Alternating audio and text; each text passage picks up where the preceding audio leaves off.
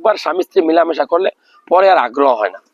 ইদানিং এই এই সমস্যাটা অনেকেরই ভিতরে দেখা যাচ্ছে যে একবার যদি স্যার কোনো রকমে যাই তারপরে আর ইচ্ছাই করে না, মনে হয় পাশে যে ভাবি আছে বা বউ আছে এই মনেই হয় না। তো আসলে কেন হয় জানেন? আল্লাহর রহমত। আপনার হয়তো আপনার অপরাধের কারণে আপনার কাছে উঠাই নিছে। আপনি যে অনেকদিন হস্তমিথন করছেন, একটা না মনের মাধুরী মিশাইয়া করছেন।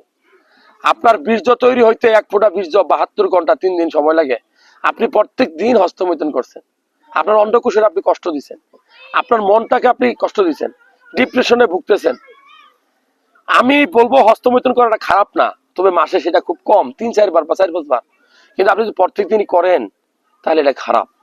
আপনার শরীরে যদি টেস্টোস্টেরন লেভেল কমে তাহলে একবার হইলে পরের বার আগ্রহটা হবে না। টেস্টোস্টেরনটা কি? এটা আপনার সেক্স হরমোন বলা হয়।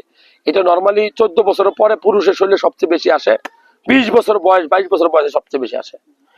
এই জন্য বলি যে আপনার শরীরের টেস্টোস্টেরন লেভেলটা আছে কিনা, আপনি ভালো খাবার খান কিনা, এই যে খেলাধুলা করেন কিনা, ব্যায়াম করেন কিনা, হ্যাঁ আপনার ওজন অতিরিক্ত বেশি কিনা, এই সকল জিনিস আপনাকে দেখতে হবে।